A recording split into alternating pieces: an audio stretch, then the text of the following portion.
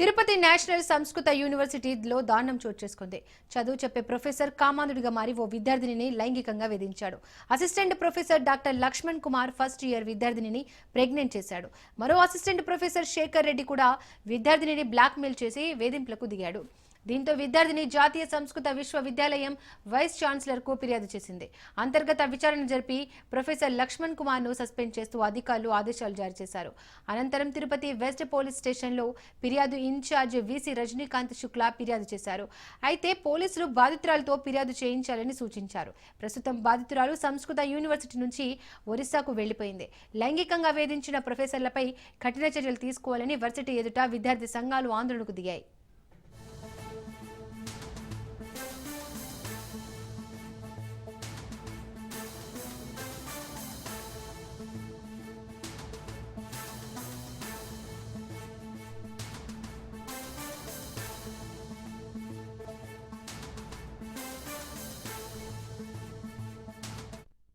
ప్రసిద్ధి చెందిన సాంస్క్రిట్ విద్యాపీఠంలో ఈరోజు ఒక దళిత విద్యార్థిని అతి కిరాతకంగా ఈరోజు విద్యాబుద్ధులు నేర్పించి పాఠాలు చెప్పి వాళ్ళని మంచి భవిష్యత్తుకి మార్గాలు చూపించినటువంటి ఒక ప్రొఫెసర్లు ఈరోజు ఒక దళిత విద్యార్థిని అతి కిరాతకంగా లైంగికంగా వేధించారు.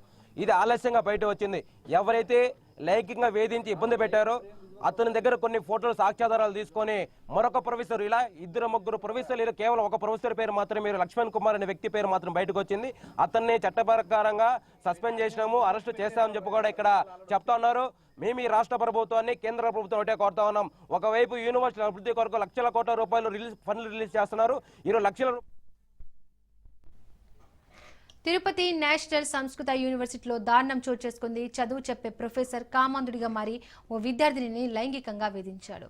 దీనికి సంబంధించి మోర్ డీటెయిల్స్ మా ప్రతినిధి నారాయణ అందిస్తారు. నారాయణ, ఆధ్యాత్మిక క్షేత్రమైన తిరుపతిలో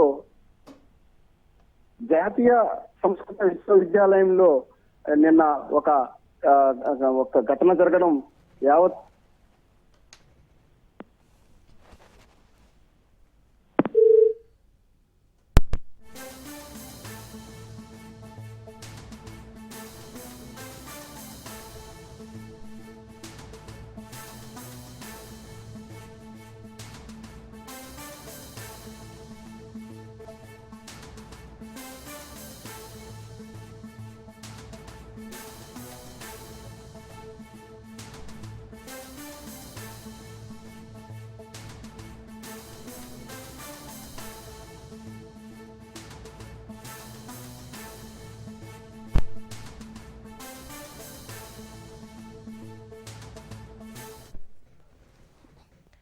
రైట్ నారాయణ, విద్యార్థిని ఏం చెప్తుంది? విద్యార్థినిపై లైంగిక దాడి చేసిన ప్రొఫెసర్లు ఎక్కడున్నారు? పోలీసులు ఏం చెప్తున్నారు? కాలేజ్ యాజమాన్యం ఏమైనా స్పందించిందా? ఎస్దీపిక, జాతీయ సంస్కృత విశ్వవిద్యాలయంలో జరిగిన ఘటన తీవ్ర దిగ్భ్రాంతికి గురి చేస్తుంది. అంటే యూనివర్సిటీలోని డిగ్రీ ఫస్ట్ ఇయర్ చదువుతున్న ఓ విద్యార్థిని పైన ఓ ఉపాధ్యాయుడు, అంటే లెక్చరర్ ఎవరైతే ఉన్నారో లక్ష్మణ్ కుమార్ అనే వ్యక్తి ఆ అమ్మాయిని మాయమాటలతో లోపరుచుకుని ఆ అమ్మాయి పైన లైంగిక దాడి చేసినట్లు కూడా తెలుస్తోంది. దీనికి సంబంధించి అంటే ఆ యొక్క విద్యార్థిని, ఆ యొక్క అధ్యాపకుడు ఎవరైతే ఉన్నారో లక్ష్మణ్ కుమార్, వీళ్ళిద్దరూ ఏకాంతంగా ఉన్న సమయంలో మరొక ప్రొఫెసర్ శేఖర్ రెడ్డి అనే వ్యక్తి కూడా ఆ యొక్క వీడియోలను కూడా తీసి ఆ అమ్మాయిని బ్లాక్మెయిల్ చేసినట్లుగా కూడా పోలీసులు విచారణలో తేటతెల్లమైంది. దీనిపైన ఇప్పటికే ఎవరైతే ఆ యొక్క యూనివర్సిటీ వీసీ కృష్ణమూర్తి ఉన్నారో, అదే విధంగా ఆ యొక్క యూనివర్సిటీ రిజిస్ట్రార్ రజనీకాంత్ శుక్లా కూడా వాళ్ళిద్దరు ఫిర్యాదు మేరకు వెస్ట్ పోలీస్ స్టేషన్ లో కూడా ఆ యొక్క ఇద్దరు ప్రొఫెసర్ల పైన 4 సెక్షన్ల కింద కూడా కేసు నమోదు చేయడం జరిగింది. దీనికి సంబంధించి ఆ యొక్క ఎవరైతే నిందారోపణలు ఎదుర్కొంటున్నారో ఆ ప్రొఫెసర్ సంబంధించిన సెల్ ఫోన్లు కూడా స్వాధీనం చేసుకొని వాటిని కూడా ఫోరెన్సిక్ ల్యాబ్ కూడా పంపించి ఆ యొక్క వీడియోల యొక్క వాళ్ళ దగ్గర ఏమున్న డేటా కూడా రికవరీ చేసే పరిస్థితి కనిపిస్తుంది. అదేవిధంగా ఎవరైతే ఇప్పుడు ఆ బాధితురాలు ఉందో ఆ అమ్మాయిని ఇప్పుడు ఒడిశాకు కూడా ఇక్కడ నుంచి పంపించడం జరిగింది. ఆ అమ్మాయిని కూడా ఇక్కడికి రప్పించి ఆ అమ్మాయి దగ్గర కూడా వాంగ్మూలం తీసుకునే ప్రయత్నం కూడా పోలీసులు చేస్తున్నారు. Deepika. Right Narayana, thank you.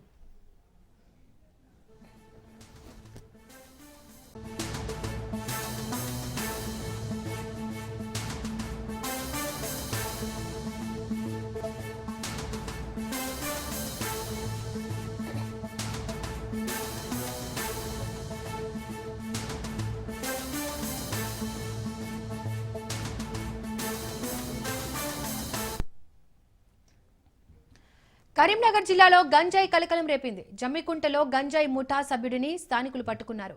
యువకుడి చేతిలో భారీగా గంజాయి ప్యాకెట్లను గుర్తించారు. ఇప్పుడు ఈ వీడియోలు సంచలనం సృష్టిస్తున్నాయి. పల్లెల్లో జోరుగా గంజాయి దందా సాగుతోంది.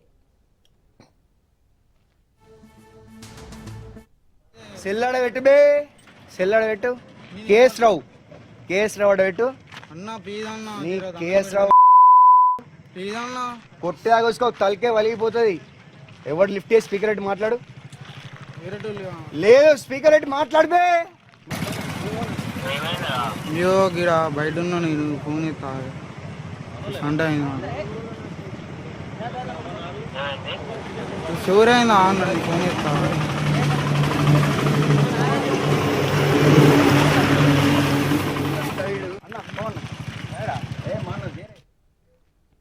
కరీంనగర్ జిల్లాలో గంజాయి కలకలం రేపింది. జమ్మికుంటలో గంజాయి ముఠా సభ్యుడిని స్థానికులు పట్టుకున్నారు. యువకుడి చేతిలో భారీగా గంజాయి ప్యాకెట్లను గుర్తించారు. ఇప్పుడు ఈ వీడియోలు సంచలనం సృష్టిస్తున్నాయి. పల్లెల్లో జోరుగా గంజాయి దందా సాగుతోంది. ఇదే అంశానికి సంబంధించి మరింత సమాచారం మా ప్రతినిధి రవీందర్ అందిస్తారు. రవీందర్, కరీంనగర్ జిల్లాలో గంజాయి దందా సాగుతోంది. దీనికి సంబంధించి పోలీసులు ఏం చెప్తున్నారు? డీటెయిల్స్ ఏంటి?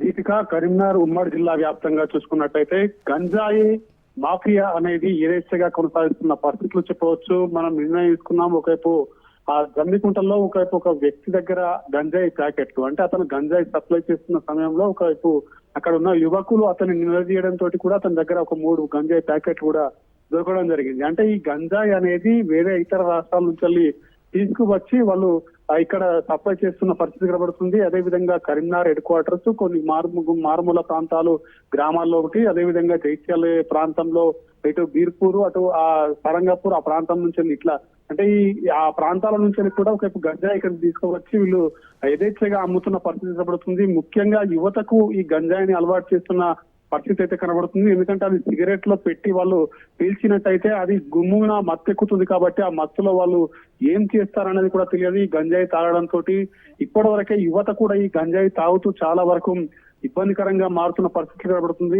క్రైమ్ రేట్లు కూడా పెరుగుతున్న పరిస్థితులు అయితే కనబడుతున్నాయని చెప్పవచ్చు. ఎందుకంటే ప్రధానంగా ఇంటర్ చదువుతున్న విద్యార్థులు, అదేవిధంగా 10th అయిపోయిన విద్యార్థులు కూడా, అంటే ఈ విద్యార్థులు ఎవరైతే ఉన్నారో వాళ్ళు 15-16 సంవత్సరాల నుంచి ఈ గంజాయి ఒకవైపు తాగుతూ ఇది మత్తుకు బానిస అవుతున్న పరిస్థితులు అయితే కనబడుతున్నాయి. పోలీసు యంత్రాంగం నిఘా పెడుతున్నామని చెప్తున్నారు. కానీ ఎక్కడ చూసినా ఇదే విధంగా ఆ ప్రధానంగా యూత్ దగ్గరనే ఈ గంజాయి దొరుకుతున్న పరిస్థితులు కనబడుతున్నాయి. కానీ పోలీసులు దాన్ని పట్టుకుంటున్నాం అంటున్నారు. కానీ అది రవాణా అయ్యే ప్రాంతం నుంచి దాన్ని నివారించినట్టయితేనే ఇక్కడ ఆ గంజాయి సప్లై అయితే ఉండదు, యువత కూడా బాగుపడే అవకాశం ఉంటుంది. లేదంటే ఇదే విధంగా ఆ గంజాయి తీసుకువస్తారు, చిన్న చిన్న ప్యాకెట్లుగా తయారు చేసి విక్రయిస్తున్న పరిస్థితి కనబడుతుంది. ఆ ప్యాకెట్లను తీసుకున్న అనంతరం కూడా వాళ్ళు అది సేవిస్తూ తాగడంతో ఆ పొగతోటి కూడా మత్తులో వాళ్ళు ఏం చేస్తున్నారో కూడా తెలియని పరిస్థితి కనబడుతుంది. విద్యార్థులు కూడా చదువు మొత్తానికే చదవక ఈ విధంగా చెడిపోతున్న పరిస్థితి కనబడుతుంది. పెడదవున పడుతున్నారు. ఎన్నో క్రైమ్స్ జరిగే విధంగా కూడా ఈ గంజాయి తోడ్పడుతుందనే చెప్పవచ్చు. జమ్మికుంటలో దొరికిన వ్యక్తి వద్ద మాత్రం ఆ గంజాయి ఒకవైపు వాళ్ళు యువకులు అయితే అతని దగ్గర నుంచి స్వాధీనం చేస్తున్నారు. అనంతరం పోలీసులకు కూడా కంప్లైంట్ చేయడం జరిగింది. ఆ గంజాయి సప్లై చేస్తున్న వారు ఎవరు అనే కోణంలో ఇటు మహారాష్ట్ర, ఛత్తీస్గఢ్, అదేవిధంగా ఒరిస్సా ప్రాంతం నుంచి అయితే ప్రధానంగా ఈ గంజాయి వచ్చి చేరుతుంది. రాష్ట్ర వ్యాప్తంగా కూడా ఈ గంజాయి సప్లై అవుతుంది. అసలు ఆ సప్లైని నివారించాలంటే కంపల్సరీ పోలీసు యంత్రాంగం దీనిపైన దృష్టి పెట్టి ఎక్కడి నుంచి వస్తుంది, ఏ విధంగా దీన్ని స్కెచ్ చేసి పట్టుకోవాలి, ఆ సప్లై అవుతున్న కాడి నుంచి మొదటి నుంచి కూడా వీళ్ళు నివారించే ప్రయత్నం చేసినట్టయితే కంపల్సరీ గంజాయి రవాణాను ఆపే విధంగా ఉంటుంది. లేదంటే కంపల్సరీ యూత్ దీనికి అలవాటై మత్తులో బానిసలయ్యే అవకాశాలు అయితే స్పష్టంగా కనబడుతున్నాయని చెప్పొచ్చు. Deepika. Right Ravinder, thank you.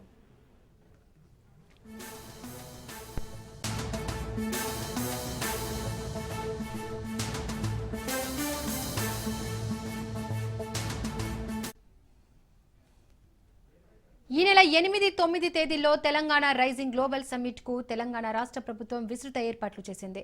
అంగరంగ వైభవంగా అంతర్జాతీయ ఆర్థిక సదస్సులా నిర్వహించేందుకు ప్రభుత్వం ఏర్పాట్లు చేస్తోంది. ఈ నేపథ్యంలోనే గ్లోబల్ సమ్మిట్ ఏర్పాట్లను సీఎం రేవంత్ రెడ్డి పరిశీలించారు. దేవరకొండ నుంచి ఫ్యూచర్ సిటీకి చేరుకున్న ఆయన ఏర్పాట్లకు సంబంధించి అధికారులతో సమీక్ష నిర్వహించారు.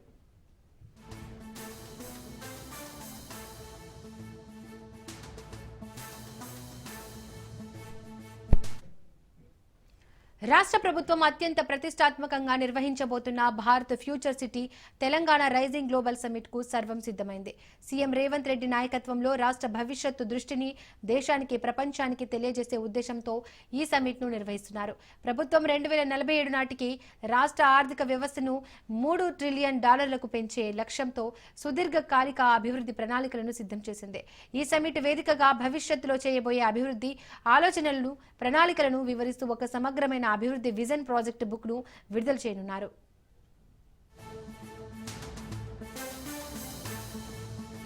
Welcome back to news.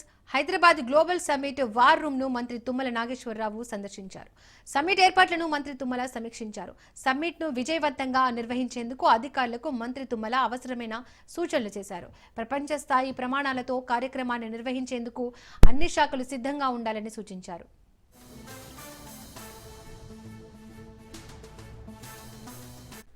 IndiGo సంస్థకు డీజీసీఏ షోకాజ్ నోటీసులు ఇచ్చింది. ప్రణాళిక పర్యవేక్షణ వనరుల నిర్వహణలో లోపాలున్నాయని ఇండిగో సీఈఓ పీటర్ ఎల్బర్స్ కు నోటీసులు జారీ చేసింది.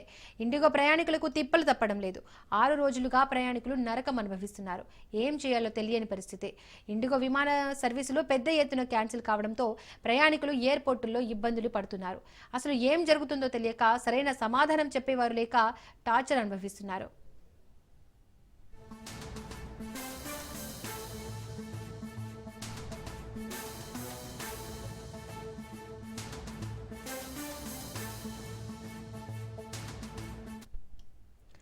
ఇండిగో తీరుపై కేంద్ర ప్రభుత్వం సీరియస్ అయింది. ప్రయాణికులకు వెంటనే రీఫండ్ చేయాలని ఆదేశించింది. ఆదివారం రాత్రి 8 గంటలలోపు రీఫండ్ చేయాలంటూ డెడ్ లైన్ విధించింది. లక్షలాది మంది ఇబ్బందులు పడుతున్నా ఇండిగో ఎయిర్లైన్స్ లెక్క చేయడం లేదని ఆరోపణలు వినిపిస్తున్నాయి. ప్రత్యామ్నాయ ఏర్పాట్లలో ఇండిగో విఫలమైందంటూ మండిపడుతున్నారు. క్షమాపణలు చెప్పి చేతులు దులుపుకుంటోంది. ఇంత జరిగినా ఇండిగో సిబ్బంది ఎక్కడా ఎయిర్పోర్టులో కనిపించడం లేదు. ఇండిగో ఉద్దేశపూర్వకంగానే సంక్షోభం సృష్టించిందనే ఆరోపణలు ఉన్నాయి. డీజీసీఏ కొత్త నిబంధనలను సాకుగా చూపి విమానాలు రద్దు చేసిందని విమర్శిస్తున్నారు.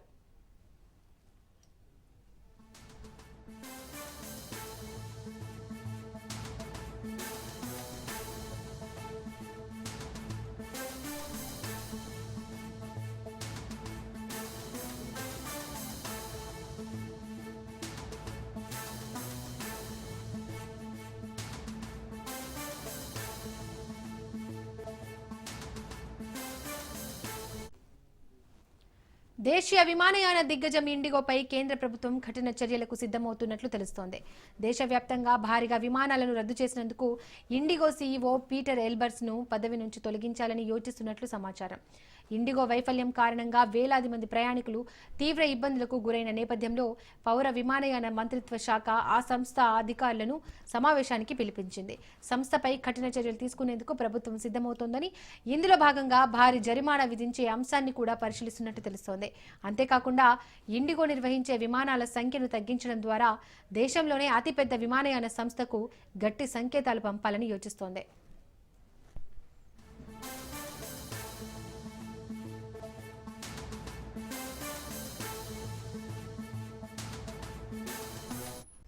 ఆంధ్రప్రదేశ్లో స్క్రబ్ టైఫస్ వ్యాధి ఆందోళన కలిగిస్తోంది. పురుగు కాటు ద్వారా వ్యాపించే ఈ వ్యాధి కారణంగా రాష్ట్రంలో మరణాలు సంభవిస్తున్నాయి.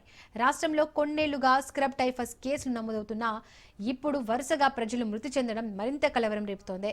గుంటూరు జీజీహెచ్లో స్క్రబ్ టైఫస్తో వృద్ధురాలు మృతి చెందింది.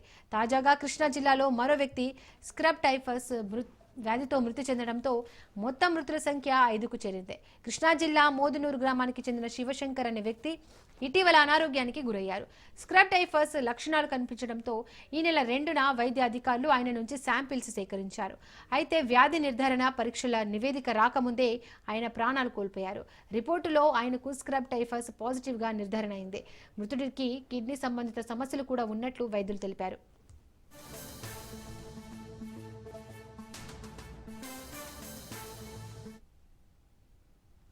ఈ మరణంతో స్థానికంగా భయాందోళనలు నెలకొన్నాయి. వ్యాధి మరింత ప్రబలకుండా నివారించేందుకు జిల్లా వైద్య ఆరోగ్య శాఖ బృందాలు మోదునూరు గ్రామంలో సర్వే నిర్వహిస్తున్నాయి.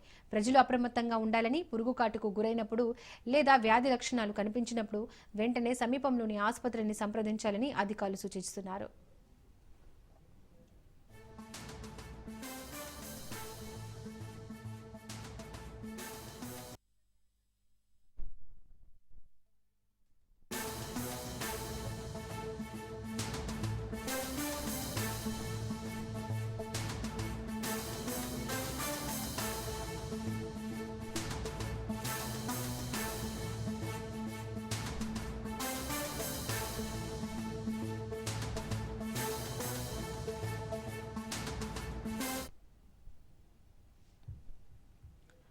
విశాఖ జిల్లా సింహాచలం శ్రీ వరాహలక్ష్మి నరసింహస్వామి వారిని భారత స్టార్ క్రికెటర్ విరాట్ కోహ్లీ దర్శించుకున్నారు. సింహగిరి వచ్చిన ఆయనకు ఆలయ అధికారులు సాదర స్వాగతం పలికారు. కోహ్లీ ఆలయంలోని మహిమాన్విత కప్ప స్తంభాన్ని ఆలింగనం చేసుకున్నారు. అంతరాలయంలో కోహ్లీ పేరిట అర్చకులు సహస్ర గోత్ర నామార్చనాలతో స్వామివారికి ప్రత్యేక పూజలు నిర్వహించారు. అనంతరం వేద పండితులు ఆశీర్వదించగా ఆలయ అధికారులు స్వామివారి చిత్రపటాన్ని ప్రసాదాన్ని అందజేశారు.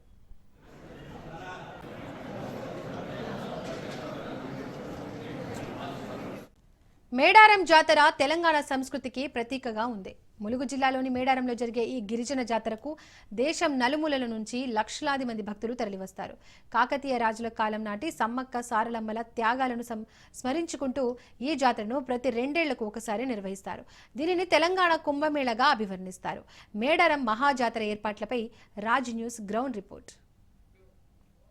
ఆసియా ఖండంలోనే అతిపెద్ద గిరిజన జాతరగా తెలంగాణ సంస్కృతి సంప్రదాయాలకు ప్రతీకగా నిలిచే మేడారం సమ్మక్క సారలమ్మ వనదేవతల మహాజాతర తేదీలు ఖరారయ్యాయి.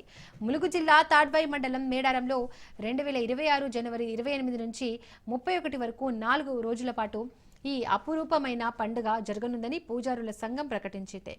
ఆధ్యాత్మిక శోభతో వెల్లివిరిసే ఈ జాతర లక్షలాది మంది భక్తులను ఆకర్షించి దైవత్వాన్ని చాటి చెబుతోంది.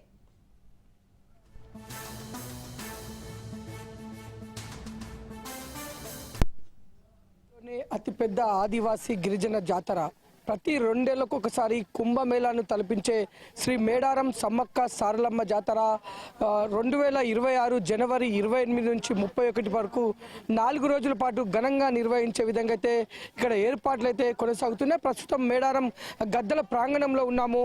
ఇటు గద్దల ప్రాంగణాన్ని మరింత సుందరీకరణ చేసి మరింత విస్తరించే పనులైతే ఇక్కడ జరుగుతున్నాయి.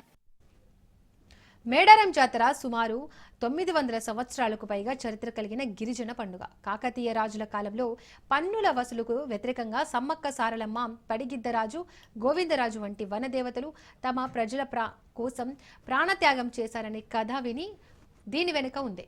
వారి త్యాగాలను స్మరించుకుంటూ ప్రతి 2 ఏళ్లకు ఒకసారి ఈ జాతరను నిర్వహిస్తారు.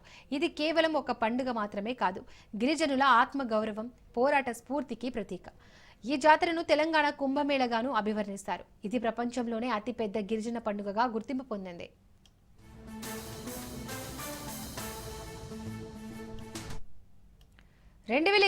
జనవరి 28న కన్నెపల్లి నుంచి సారలమ్మ, గోవిందరాజు, పడిగిద్దరాజులను మేడారం గద్దెలపైకి తీసుకురావడంతో జాతర మొదలవుతోంది. రెండో రోజు జనవరి 29న సాయంత్రం 6 గంటలకు చిలకల గుట్ట నుంచి సమ్మక్క దేవతను గద్దె మీదకు తీసుకొస్తారు. ఈ దృశ్యం అశేష భక్తజనాన్ని పులకింపజేస్తోంది. ఇక మూడో రోజు జనవరి 30న భక్తులు వనదేవతలను తమ మొక్కులను చెల్లించుకుంటారు. 4వ రోజు జనవరి 31న సాయంత్రం 6 గంటల సమయంలో సమ్మక్క సారలమ్మ దేవతలు గోవిందరాజు, పడిగిద్దరాజు దేవుళ్ల వన ప్రవేశంతో జాతర ముగుస్తుంది. ఈ వేడుకకు దేశం నలుమూలల నుంచి, ముఖ్యంగా తెలుగు రాష్ట్రాలతో పాటు ఇతర రాష్ట్రాల నుంచి కూడా 1 కోటి మందికి పైగా భక్తులు వచ్చే అవకాశం ఉంది.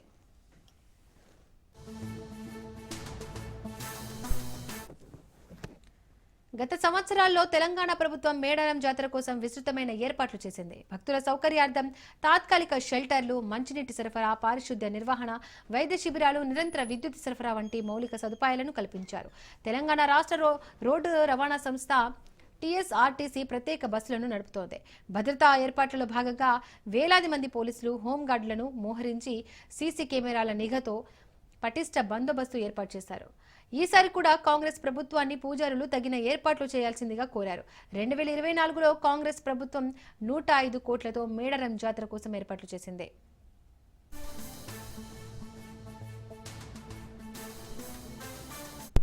గద్దల ప్రాంగణం మొత్తం కూడా చుట్టూ ఉన్న సిమెంట్ వాల్ ప్లేస్లో మొత్తం గ్రానైట్ దిమ్మలతో అయితే మొత్తం ఏర్పాటు చేస్తున్నారు.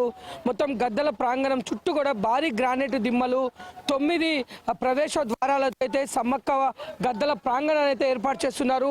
అలాగే గద్దల చుట్టూ ఇంతకుముందు స్టీల్తో చేసిన ఐరన్ ఫ్రేమ్ ఉండేది. ప్రస్తుతం ఆ ప్లేస్లో మొత్తం గ్రానైట్ వాడుతూ గ్రానైట్ పిల్లర్లు వాడుతున్నారు. ఆ పిల్లర్ల పైన మనం చూడొచ్చు మొత్తం ఆదివాసీ సాంప్రదాయాలు, సంస్కృతి ఉట్టిపడేలాగా, ఆదివాసీ తెగలు ఉట్టిపడేలాగా అలాగే దానికి సంబంధించిన చిహ్నాలను కూడా ఆ గద్దె చుట్టూ ఉన్న పిల్లర్ల పైన ఏర్పాటు చేస్తున్నారు. మొత్తం కూడా ఆదివాసీ సాంప్రదాయం సంస్కృతికి ఎలాంటి ఇబ్బందులు తలెత్తకుండా గద్దెల ప్రాంగణాన్ని మరింత అందంగా సుందరీకరిస్తున్న పరిస్థితి అయితే ఉంది. ఈ నేపథ్యంలో మేడారం మహా జాతర ఏర్పాటు ఘనంగా నిర్వహిస్తూ ఆదివాసుల సాంప్రదాయం సంస్కృతికి ముఖ్య పీట వేస్తూ ప్రభుత్వం అయితే ముందుకు వెళ్తుంది. మరి మా ఇలవేల్పులు మన ప్రాంత ఆరాధ్య దైవాలైనటువంటి సమ్మక్క సారలమ్మ గోవిందరాజు పగడిద్దరాజు గద్దెలను దేవుళ్లను దర్శించుకోవడం జరిగింది. మరి ఇక్కడ జరుగుతున్నటువంటి పనులన్నీ కూడా పర్యవేక్షణ చేసి అధికారులకు కొన్ని సూచనలు కూడా చేయడం జరిగింది. ముఖ్యంగా ఈసారి జాతర ఇప్పటికే పెద్ద ఎత్తున భక్తులు వస్తూ ఉన్నారు.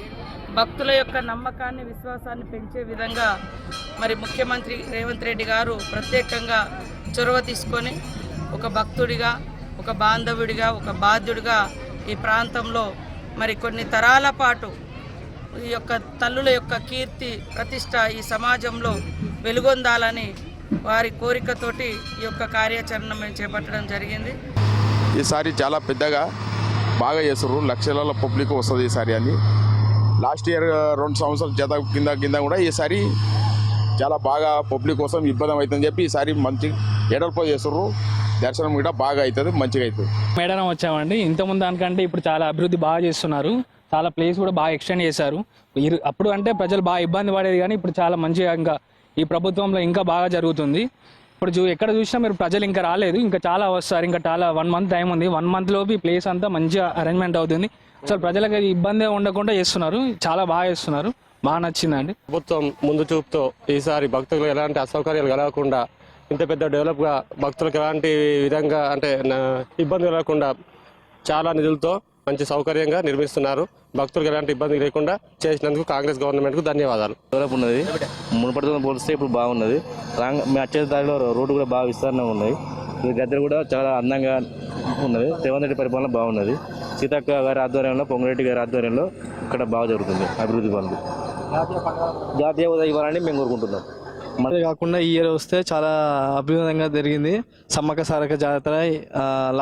లాస్ట్ ఇయర్ కాకుండా ఈ ఇయర్ చాలా పనులు కూడా చాలా ఫాస్ట్గా జరుగుతున్నాయి. నిన్న సీతక్క గారు వచ్చారు, మొన్న రీసెంట్గా రేవంత్ రెడ్డి గారు వచ్చి చూసి వెళ్ళారు. వాట్ ఏది ఎలా జరుగుతుంది, ఏది ఎలా భక్తులకు ఎలా సమయం ఇవ్వాలి అని. మేము సమ్మక్క సారక్క పూజారులము.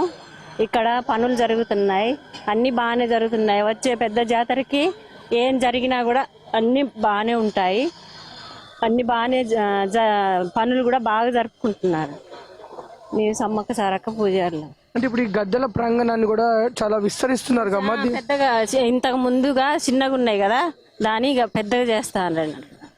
అలాగే ఇప్పుడు గద్దెలను కూడా 4 ఒకే వరుసలో పెడుతున్నారు. లైన్ ఒకే వరుసల పక్కకున్న పగడిద్దరాజు గోవిందరాజు పక్కకున్నందుకు ఇప్పుడు ఒకే లైన్లా పెడతాను. ప్రతి 2 ఏళ్ళకి ఒకసారి జరిగే సమ్మక్క సారలమ్మ జాతరకి 2 కోట్లకు పైగా ఆ భక్తులు రానున్నారు. వారిని దృష్టిలో ఉంచుకొని భక్తులకు ఎలాంటి అసౌకర్యం కలగకుండా ఇటు స్థాన ఘట్టాలతో సహా, ఇటు సమ్మక్క గద్దెల ప్రాంగణంతో సహా, ఇటు అంతర్గత రహదారులు, మంచినీటి సదుపాయము, ఇటు క్యూ లైన్లో వస్తున్న భక్తులకు ఎలాంటి ఇబ్బంది కలగకుండా ఆ క్యూ లైన్ల పైన శాశ్వత షెడ్లను కూడా నిర్మిస్తున్నారు.